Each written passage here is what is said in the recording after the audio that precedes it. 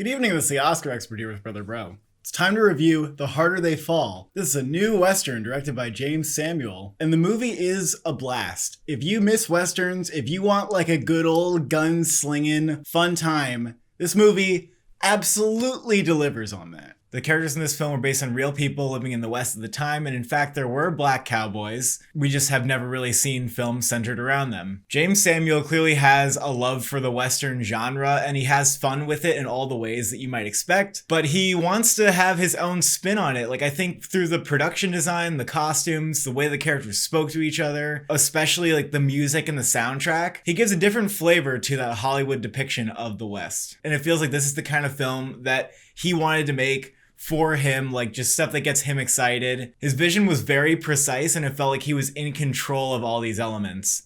And I do think this is a really special film for that reason. And I had a blast as well. You get the feeling when watching it that James Samuel just knows Westerns like the back of his hand. He's like a skilled jazz trumpist, and the trumpet is the Western genre.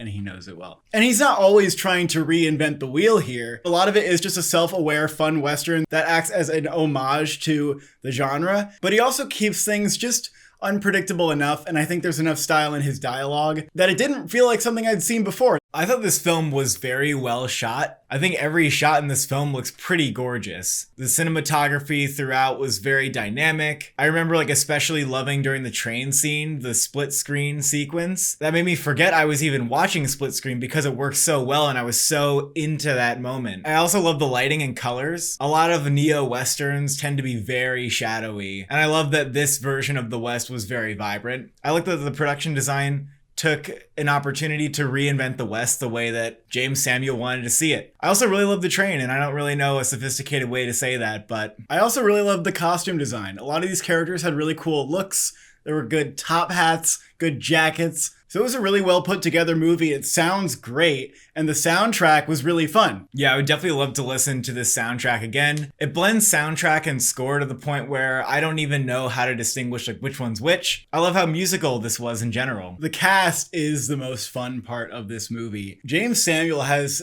assembled an absolute all-star cast, and everybody's great, and they divide enough attention to each character that everyone sort of gets a moment. Every actor gets time to shine. Every time a new character came in, it was like, oh my goodness, Idris Elba. Oh my goodness, Delroy Lindo's here. We were eating during the movie. It was delicious. Yeah, it was actually really hard to pick a favorite because I do want to go through and list all the people who I thought were great. But then I realized like that's 70% of everyone. I love Jonathan Majors as this ultra-violent cowboy with a cheeky smile. And Idris Elba, who is very intimidating in the film, gets a chance to shine at the ending. And there were scenes, especially towards the end, that there was some like real great acting in there. Regina King is just a quietly fierce the entire movie, and I love how she kind of goes up against Zazie Beetz' character, who's also really good. Yeah, I like that all the women in the film were completely different than what we're used to seeing in a Western. They're equally people that you root for and are kind of terrified of. I liked Lakeith Stanfield.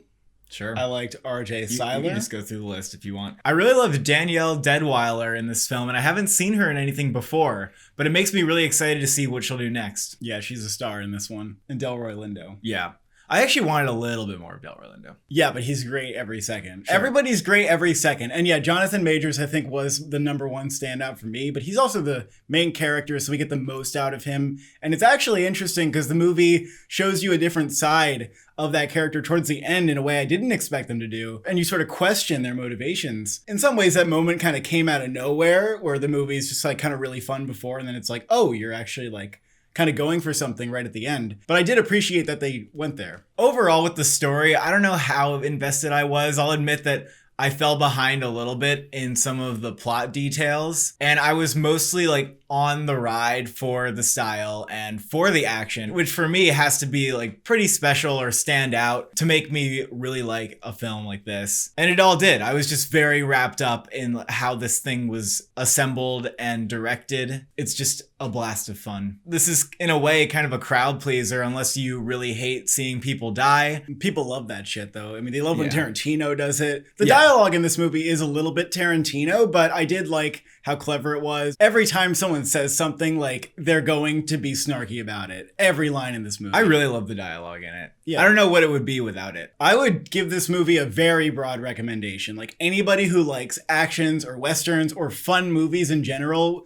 there's a great cast here that you get to play with for 2 hours. And the 2 hours kind of breeze by, actually. It's on Netflix. It's number 1 on Netflix. It's almost not surprising. I'm glad it's catching on. I'm glad people are watching it. And perhaps there's going to be a sequel. Perhaps. I did think that at the end, like, ooh, are they going to go there with it? And it's so successful that they very well might, and I would be very happy to see it. I think it's cool that Netflix invested in this kind of movie and took on like a new talent and gave James Samuel this cast and let him do the soundtrack and the score, and they gave him a really nice budget, I think, to work with. I could even see this becoming like a Knives Out thing where every sequel they bring in like new really exciting cast members and they just kind of keep going with it. And of course it's nice to see the Western genre revamped like this.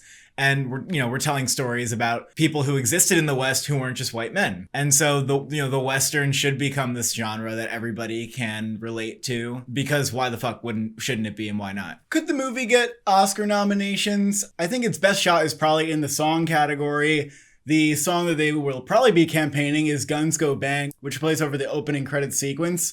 It's a great tune. You had Jay-Z on that one. I like the gunshot sound effects in this song a lot. It really, it's slapped. I wouldn't mind seeing this get like production design or costumes or sound or something. I don't think it's gonna happen. Yeah, I also wouldn't mind supporting nominations. I thought Regina King was great. Idris Elba sort of plays like this brooding, haunting figure kind of until the very end when he gets more range. I think people will kind of dismiss the movie as like a fun Western, and it's not like quite an Oscars thing. However, SAG Ensemble actually seems likely, and for that reason, you have to wonder maybe they could nominate an Idris Elba. Maybe. Something. I wouldn't mind it, and I would love to see a SAG Ensemble nomination. My only complaint, and I'm not complaining that much, is that James Samuel wanted to paint his version of the West, and he absolutely did that, and then like the story sort of came second. I felt like the story followed after the vision, which is fine. Like there's nothing wrong with that. It's just not the thing that I was the most invested in. It's a take back this town story. The plot is fairly generic, just as an opportunity to have fun with itself, I think. Yeah, I'm really looking forward to what James Samuel does next. It's crazy that he did the soundtrack and the film. Yeah.